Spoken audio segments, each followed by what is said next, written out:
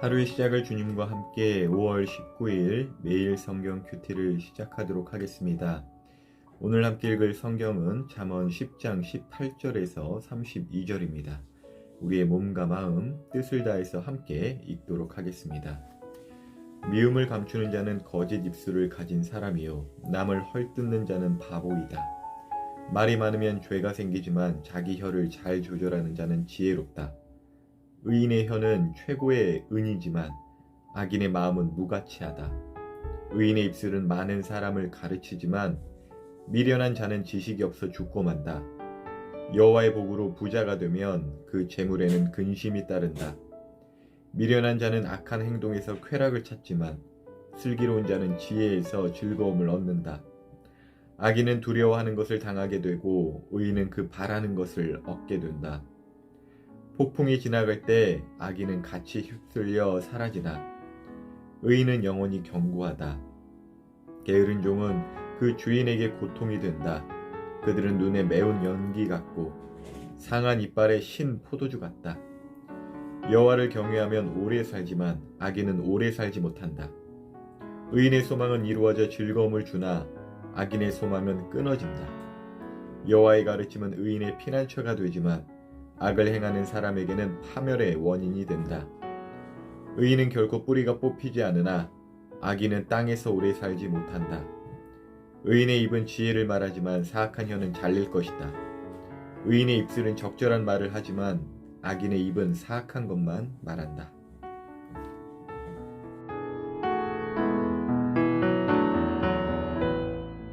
계속해서 우리의 말과 또 재물에 관한 잠언을 묵상하고 있습니다.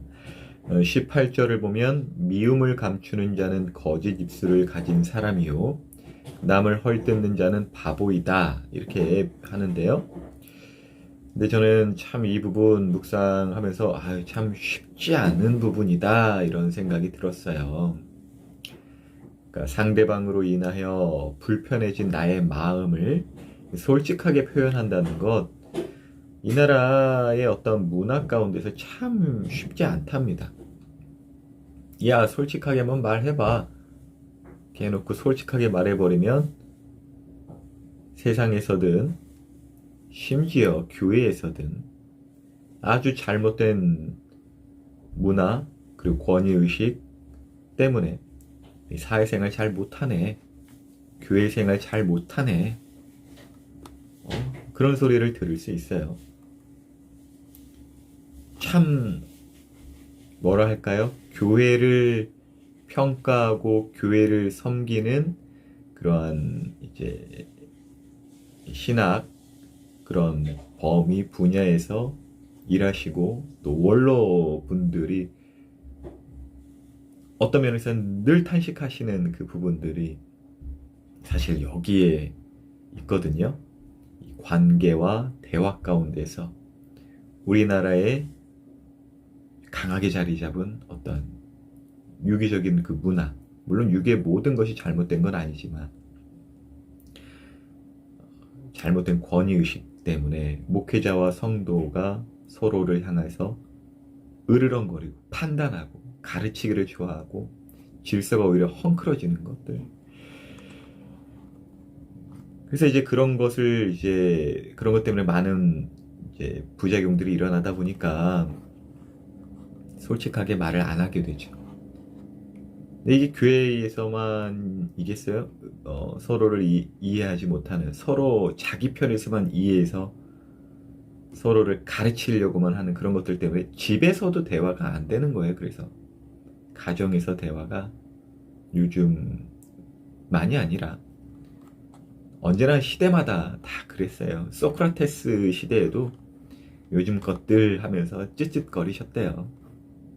근데 그때의 다음 세대 우리한테서는 몇천 년 전의 분들인데, 그러니까 이 세대 간의 문제, 어떠한 그 교회도 그렇고 사회도 그렇고 가정에도 그렇고 이게 공통적으로 있는 게 이 솔직한 어떠한 그 대화가 과연 무엇인지, 어떻게 해야 솔직한 것인지 잘 모르기 때문에 그런 것 같다라는 것이에요.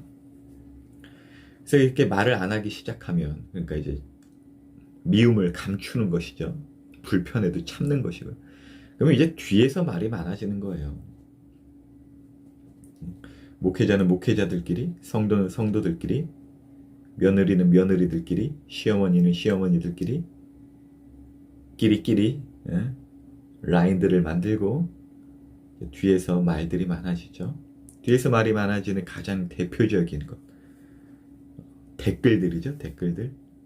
댓글들이 하나의 여론이라고도 하지만 그 온라인상에서 자신의 얼굴이 감춰진 그 뒷세계에서 말하는 것은 솔직함을 넘어서 과장되고 또 거짓된 가짜 뉴스들을, 그런 여론몰이들을 하는 것들. 근데 그것을 또 사실이라 여기면서 싸움이 되는, 남을 헐뜯는 그 어떠한 솔직함이 아닌 과장된 내용을 가지고 다투는 것들. 그래서 제가 이번 제 묵상을 이제 조금씩 이게 여러분들과 나눴지만 우리 교회에서 한 공동체로 있잖아요. 그래서 이야기를 하는 거예요. 솔직하게 어떠한 이야기나 건의사항들 있으면 말해달라. 그리고 본인들이 생각하는 교회란 무엇인지, 또 목회자란 무엇인지, 또 성도란 무엇인지 각자의 생각들이 있다면 나누어 보자. 이런 것들을 한번 시도해보기도 하고 하는데, 솔직하게 말한다면 참 쉽지가 않아요. 여러분들에게 마저도 쉽지가 않아요. 보다 젊고 어린 청소년들이라 조금 더 적극적이고 개방적이고, 어른들보다는, 그러니까 좀 부정적으로 말해서 꽉 막혀있지는 않을 것이다 라고 생각했는데, 어떤 면에서는 이러한 솔직함의 대화가 쉽지 않은 것 같아요. 저부터도 사실 그렇고요. 근데 이 교회에는 솔직함이 있어야 되는 곳이에요.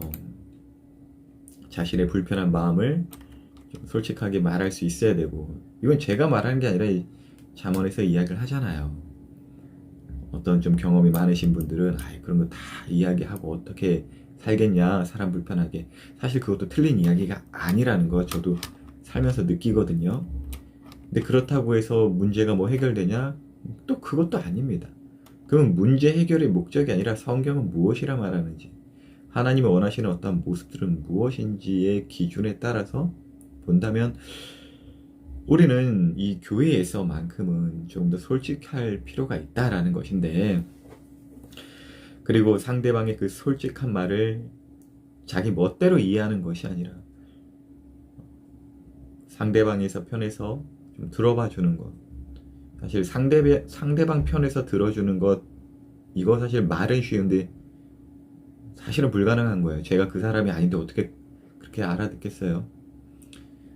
그러니까 그러한 시도나 그러한 것들이 좀 있어야 되는데, 어찌됐건 대화와 소통, 이런 문제에 있어서 대화할 시간, 소통의 시간이 없다라는 것은 뭐냐면, 제가 생각했을 때에 저의 경험에만 근거해 본다면 솔직하게 말하고 싶은 공동체가 아니기 때문에 대화가 단절되는 거예요.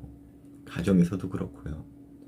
솔직하게 말한다 하더라도 자기 멋대로 이해하고 솔직하게 말했을 뿐인데, 말하라고 해서 말했을 뿐인데 그때부터 막 가르치기 시작하는 거예요. 근데 가르치기도 성경에서 뭐라고 해요? 가르치기를 잘 하라고 그랬지 가르치기를 좋아해서는 안 된다고 그랬거든요. 근데 이제 가르치기를 잘하기는커녕 가르치기를 좋아해가지고 이제 지적하는 것들만 막 생기는 거죠. 제가 이 말씀을 딱 첫 줄부터 어떤 면에서 이제 목회자이기 때문에 여러분들 목회 면에 있어서 리더의 역할을 갖고 있기 때문에 과연 나는 솔직하게 그렇게 하라고 하면서 나부터가 그러한지, 또 그런 귀를 갖고 있는지라는 생각이 들면서 이런 감동이 들었습니다. 정신 차려야 될 것 같아요. 자, 근데 사실 쉽지가 않다고 그랬어요. 솔직하게 말하는 게 중요하다는 거 알면서도 말하기가 쉽지 않은 거. 그럼 어떻게 해야 되나? 기도를 하면서 묵상하면서 한데 이제 다윗의 이야기 한 장면이 떠올랐어요.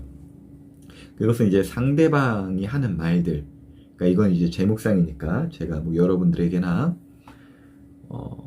또 제가 또 그 반대편에서 솔직하게 말하고 또 솔직한 말들을 들어주는 입장에서 상대가 하는 말, 그 내 귀에 들리는 말들을요, 그 상대방의 분명한 말이기도 하지만 하나님께서 허락하신 말이라고 인정하는 것입니다.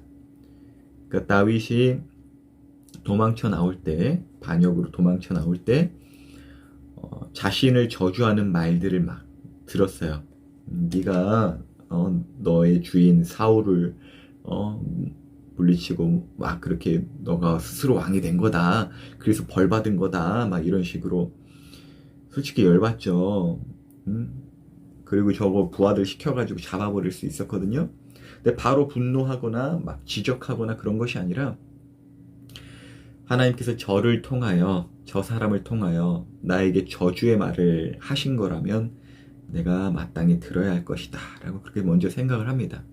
그리고 그냥 들어요. 부하들은 막 열받죠. 뭐야 저거 감히 다윗 왕한테 막 이러면서. 근데 그러면서도 다윗은 계속 하나님 편에서 생각하고 듣기를 멈추지 않습니다. 혹시라도 저 사람이 하는 말이 하나님께서 허락하지 않은 말이라면 하나님께서 나의 억울함을 풀어주셨으면 좋겠다라는 그 기도를 함께 상대방의 말, 내 귀에 들리는 말을 들었다는 것이에요. 그러니까 주변에서 들리는 솔직한 말들, 때로는 이제 듣기 불편해서 내 멋대로 해석하고 싶고, 또 저 사람 편에 서서 계속 듣는다 하지만 어떻게 그게 되겠어요. 계속 듣다 보면 야 그건 네 생각이지 막 이렇게 승질 더 나지. 나는 저 사람 편에 서서 들어주려고 했는데 계속 이렇게 떠들어대면 승질은 더 난다고요. 그래서 내 편도 저 사람 편도 아니고 하나님 편에서 듣는 것입니다. 그것의 구체적인 모양새는 하나님께서 허락하신 것이라 믿고 맡기면서 듣는 것이죠. 그것이 나에게 있는 솔직함이 되어야 한다는 것인데, 그러니까 나도 솔직하게 그 이야기를 듣고 말하고 싶을 때가 있잖아요. 어떤 불편한 생각이 들고 저 사람이 저거 왜 저래? 라고 할 때, 그때 성도에게 있어야 진정한 솔직함이란 사실 하나님의 뜻을 알고 싶어하는 것, 그리고 하나님 뜻대로 말하고 살고 싶은 것이 나의 솔직한 심정이잖아요. 그러니까 대화하다가 뭐 화내고 싸우고 막 그러다가 보면 이건 내가 원하는 게 아닌데 후회스럽잖아요. 내 편에서 내 의견을 말하든지 상대편의 편에 서서 이해하다가 뿔딱지가 나든지, 그건 우리가 원하는 게 아니거든요. 크리스찬이라면 진짜 우리가 원하는 것은 하나님 편에서 이 모든 상황을 이해하는 것이에요. 사실 하나님 왜 제 마음이 이렇게 불편할까요? 그리고 저 사람은 왜 어떤 이유로 저한테 이럴까요? 상대편도 내 편도 아니고 하나님 편에서 이해하고픈 마음이 크리스천의 솔직함, 성도의 오리지널 디자인이라는 것이에요. 그리고 이러한 솔직함을 지니고 있을 때 우리의 혀가 그때부터 신중하기 시작합니다. 저 사람이 어떤 이야기를 내 편 혹은 저 사람 편에서 듣고 무작정 가르치려 하거나 마치 저 사람의 이야기를 다 이해한다고 그것도 함부로 가르치는 거거든요. 그러기 전에 하나님 왜 제 마음이 이렇게 힘들까요? 또 저 사람은 어떤 이유로 저에게 이럴까요? 하나님께서 저 사람을 통해 들으려고 하시는 메시지가 있을까요? 근데 생각해보면 조금 억울합니다. 제 억울함 좀 풀어주세요. 하나님의 편에서 상대방의 말과 나의 말을 헤아려 보는 것, 이 솔직함이 우리의 혀를 신중하게 한다는 것이죠. 이것이 의인의 입술이자 많은 사람을 실제로 가르칠 수 있는 언어가 된다라는 묵상 가운데 기도 중에 구하는데 하나님께서 그러한 감동을 주셨습니다. 조금은 복잡스럽기도 하지만 사실 해보면 복잡스러운 것도 아닙니다. 하나님을 매사에 인정하라는 것이죠. 오늘도 하나님께 솔직하고 서로에게 솔직한 하루 되시길 예수님 이름으로 기도합니다.